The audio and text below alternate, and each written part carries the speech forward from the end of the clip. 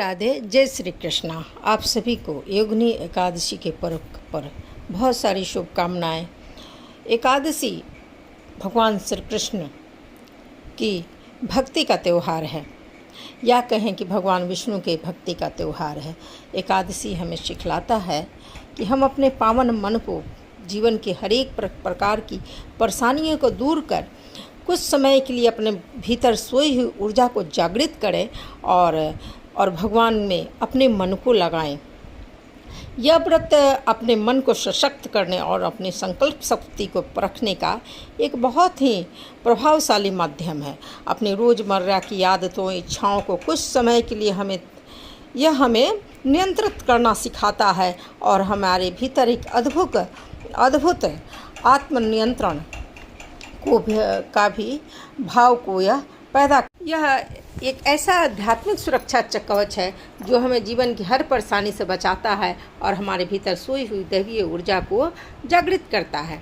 ये हमारे युवाओं के लिए एक ऐसा आंतरिक सुरक्षा कवच है जिसमें आज का हर व्यक्ति अपनी ऊर्जा चक्र को जागृत कर सकता है।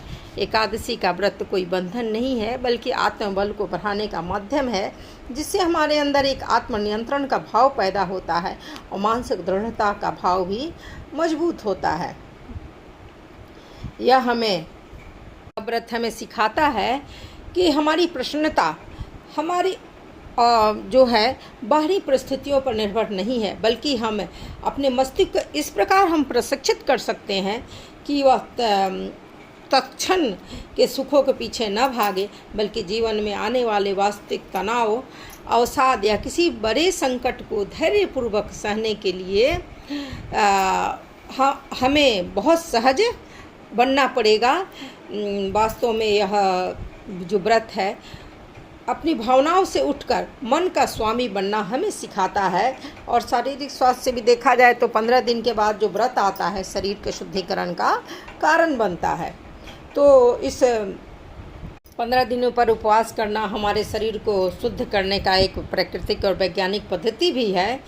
और इसे हमारे पूजनीय ऋषि मुनियों ने भी हजारों वर्ष पूर्व एकादशी के रूप में हमें जो उपहार सौंपा था, वो आज भी हमारे समाज में निरंतर चल रहा है। और हम शिक्षा से अन्न का त्याग करते हैं, और जिससे क्या होता है शरीर के जो पाचन तंत्र है उसको क्या होता है कि आराम मिलता है इससे, और जिससे क्या होता है शरीर की एनर्जी हुए जो उससे बढ़ती है और शरीर के अंदर ऊर्जा जो है अंदर में काम करती है और नकारात्मक तत्व बाहर निकलते हैं। मानसिक जो हमारा है मानसिक ऊर्जा में है वो बढ़ोतरी होती है, क्योंकि यह व्रत केवल भोजन को त्यागता है और शरीर और बुद्धि को संतुलित करता है। तो आषाढ़ मास के कृष्ण पक्ष की एक जो कृष्ण पक्ष की जो एकादशी है, इस एकादशी को योगिनी एकादशी कहा जाता है, जिसमें भगवान कृष्ण ने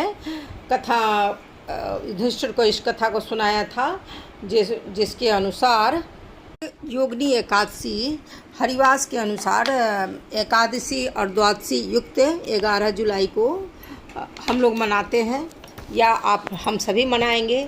और संपूर्ण इसकी पूजा विधि जो है ये एकादशी भगवान विष्णु श्री हरि को बहुत प्रिय मानी गई है और पद्म पुराण में इसका बहुत महत्व है। इस व्रत से पापों का क्षय होता है और भगवान विष्णु की कृपा हमें प्राप्त होती है।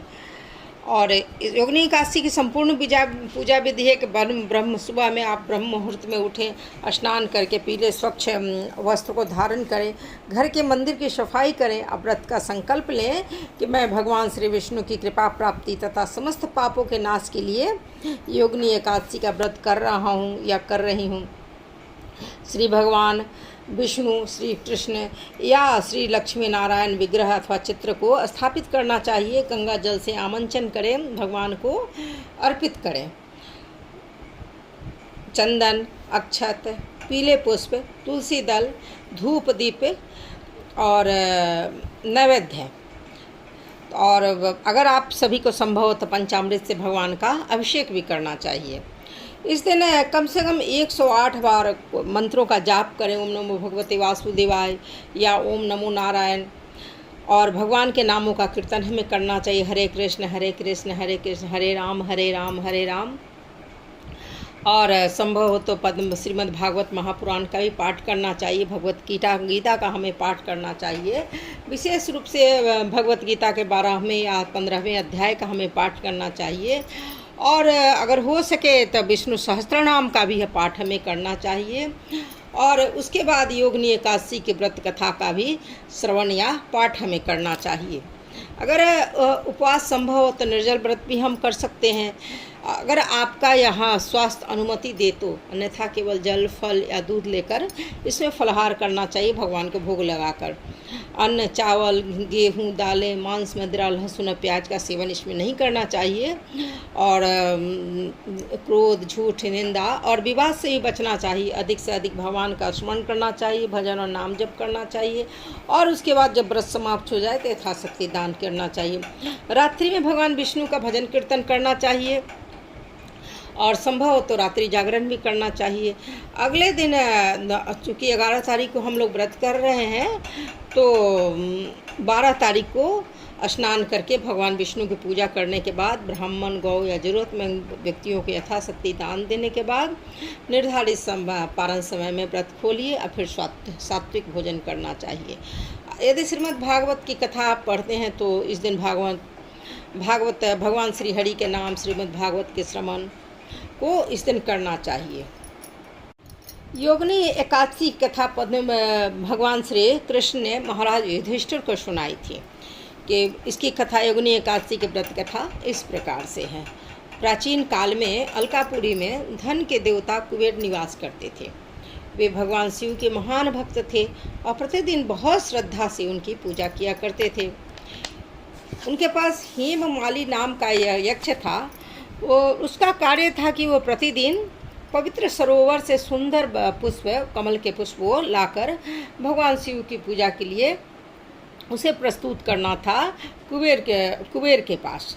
और हेममाली की पत्नी का नाम था विशालाक्षी। और जो हेममाली जो था अपनी पत्नी से बहुत प्यार करता था। एक दिन की बात है कि हेममाली पुष्प तो ले आया लेकिन पत्नी के मुंह में वो पड़ गया और क्या किया कि वो घर चला गया। और जिस घर जाने के कारण ऐसा हुआ कि जो पुष्प थे वो भगवान शिव की पूजा के लिए समय पर पुष्प को नहीं पहुंचा सका। पूजा में विलंब हुआ तो कुबेर ने कारण का पता करवाया कि भाई क्या कारण है कि पुष्प अभी तक आया नहीं।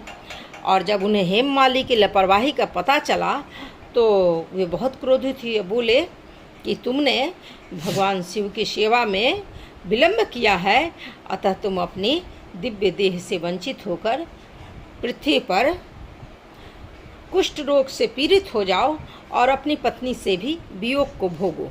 जब कुबेर ने यह शाप हेममाली को दे दिया तो तत्काल ही हेममाली स्वर्ग से वह गिर पड़ा और उसके शरीर में तत्काल ही कुष्ठ रोग ने उस पर आक्रमण कर दिया। वह कुष्ठ रोग से व्याकुल हो गया। और कुष्ठ रोग से जब व्याकुल हो गया तो वो धरती पर जंगल जंगल भटकने लगा। भूख प्यास रोग से वह दुखी हो उठा और जंगल जंगल में भटकता रहा। लेकिन इसके बावजूद उसके मन में भगवान का स्मरण हमेशा उसके मन में बना रहा। एक दिन वो भटकते भटकते ऐसा हुआ कि वो मुनि मार्कंड के ऋषि के आश्रम में पहुंचा। तो ऋषि ने जब उसको उस अवस्था में पूछा और पूछा कि बताया कि तुम कौन हो, तब हेममाली ने बताया और विनम्रता से अपने सारे अपराधों के बारे में उसने कथा सुनाई।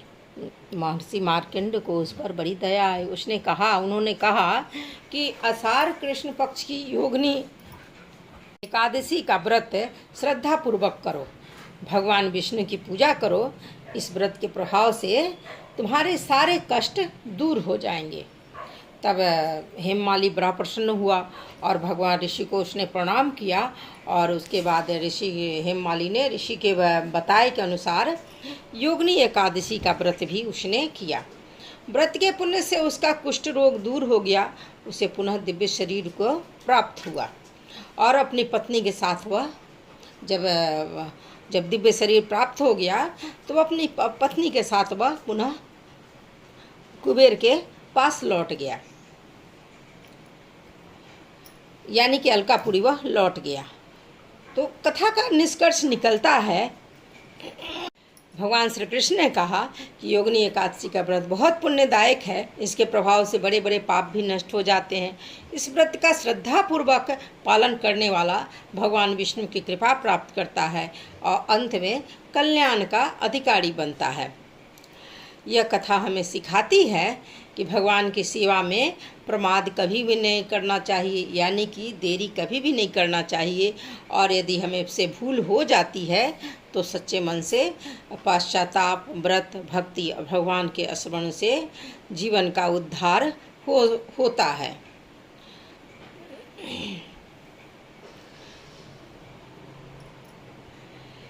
क्योंकि 11 तारीख को कथा हम करेंगे, तब 12 तारीख को पारण होगा। हरिवास समाप्त होने के बाद इसी अवधि में हम पारण करना शुभ माना जाता है। तो 12 जुलाई को ही पारण को प्रातः काल किया जाएगा।